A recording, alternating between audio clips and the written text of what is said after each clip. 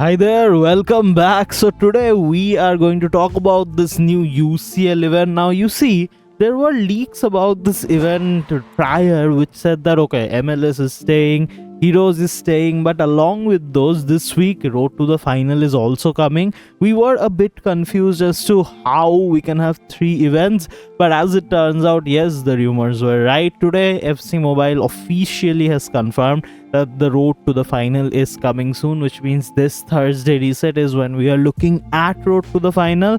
Now of course I don't need to tell you this, but having 3 of these events now at the moment in the game might confirm what we saw initially with Sapurit's tweet, which is the fact that yes, this UCL Road to the Final won't have the same impact as that of the prior Road to the Finals. So what our leaks were, if I am to remind you, is that UCL Road to the Final is supposed to be a tiny event, very small.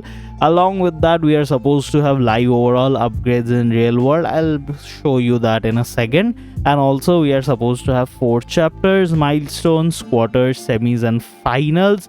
Now of course this is coming on 28th March, which is Thursday, with a mini star pass. I don't know what that means. I don't think we have seen a mini star pass so far, and even if we have with the side events like Lunar New Year, they have still costed full money though. The star pass is mini, but it costs us full money. However, if I am to show you the prior UCL 23 event, now if you had played FIFA 23 the prior season, you are very familiar with this event. This was the event where we made way too much profit with someone like Ederson. But basically the overalls you see here are the overalls that happened after the 3 upgrades. So every time a team or a player actually goes through one of the rounds of UCL, so from quarter to semis to final, and finally wins UCL, they get a +1 OVR upgrade. Quite simple really. And the reason why this becomes impactful even in today's game, if we have a tiny event too, is that let's say you have someone like Erling Haaland, who again gets a 97 rated card. Now again, if this is a side event, probably the overall won't go up to that much, but let's just take that for example. Now of course, once Haaland qualifies from UCL QF to SF, we get a +1, this card becomes 98, then a 99, and finally a 100. So if we have 97 rated cards, 96 rated cards in UCL, we might be seeing our overall cap finally go up from 97, 98 all the way up to 99 and even 100, which we haven't seen so far. Remember, the highest currently is 97.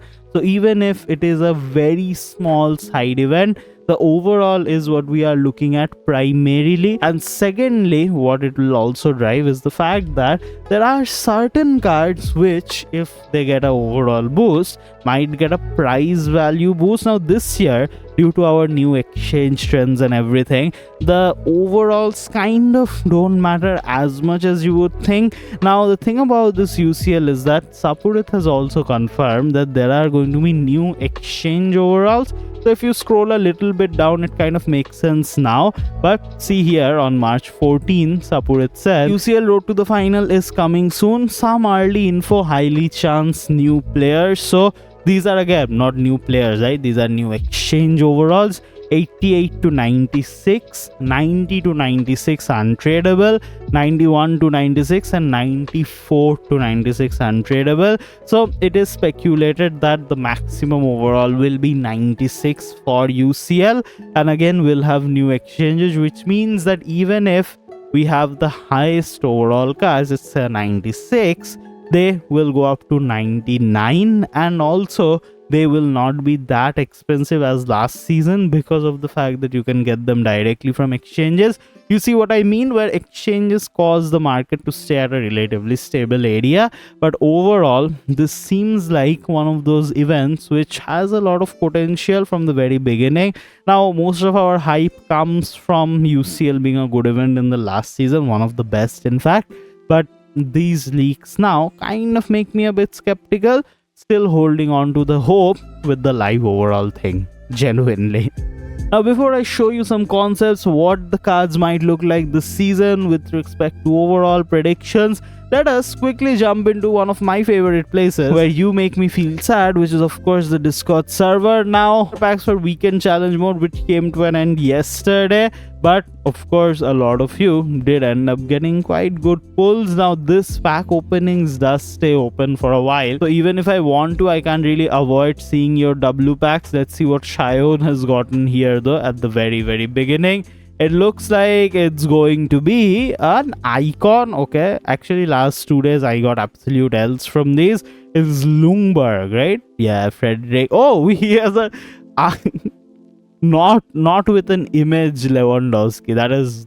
Is that the best Lewandowski? I don't know, but clearly none of his images have loaded. Here we have the next. Congratulations to the winner though. I don't know why it's in a box, but I guess we are going with it anyway.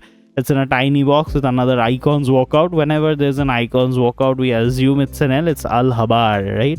89. Is this the highest overall too? Oh! He has a Messi. Let's go. That's crazy. Okay, iPhone flex. Okay, but still that Messi is a bigger flex, I guess. How about the final one? This is a Heroes Weekly quest, so not really a pack that you usually anticipate getting W's from, but it looks like it's Kavarat. If it's a TOTY, I'll cry. If you got a TOTY from the weekly quest. This is why I should not go to pack openings, but you should go to pack openings if you have gotten W's like this. I love to see them. Jumping back into our predictions though. Huge shout out to Madridista coming in here with our usual amazing arts. Now first off, let's start from the very beginning. Rodrigo, Muller, Walker. I am genuinely looking forward to that Walker. If he gets a 95-96, that will be an absolutely broken card. Apart from that, I don't really see cards that I am going to track that much. If there was a Yamal's card, that would be crazy, but we don't have that yet. In Team 2, however, we have a Ter Stegen, which again, with the overall boost, might go up to 98 rated goalkeeper. Very possible. Apart from him, we of course have Havertz's high-rated striker card. Now, with the kind of season we have seen Havertz having, this might be a card that can go up quite a lot in terms of overall, but we know how EA favors, certain teams over the others. So it might be a case that the cards we are expecting, which are a bit underrated from teams like, let's say, Arsenal even, might not end up getting as high of a base overall, the starting overall. So if Havertz, let's say, gets a 93 and then they go up to a 96, it's not going to make as much of an impact as if Havertz gets a 96 and then goes up to a 99. Finally, some icons. Of course, EA has been very good at this. Now, the thing about this is that we have not seen very good prime icons in a while.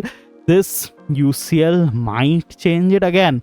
That whole tiny event kind of makes me a bit discouraged, but this might change because last year also we saw great UCL icons, if you remember. So a Zidane, a Ronaldinho, pretty good looking. And last but definitely not the least, this is what our matchup list looks like for UCL, which is kind of here showcased with the card overalls. We have Atletico versus Dortmund, Arsenal versus Bayern Munich, Real Madrid versus Manchester City, my favorite matchup of the lot, and finally PSG versus Barcelona. If you kind of visualize this here, at each point we get a +1/+1 overall boost. And more importantly, the funny thing about this whole UCL situation is that this year, instead of Real Madrid and City players all getting boosts collectively, it's going to be only one team that gets the boost because both of them are in this matchup at the very beginning in quarterfinals. So either City players you are betting on or Real Madrid, we don't really know, but another very sleeper bet might just become Arsenal in this season. So again, a huge shout out to Madridista, and with which we will end today's video. Let me know what your expectations are for UCL Road to the Final. As always, thanks for watching, and if you want to watch Mascaraj 2 making some great predictions with his MLS Messi's team, do not forget to click right here, and bye-bye.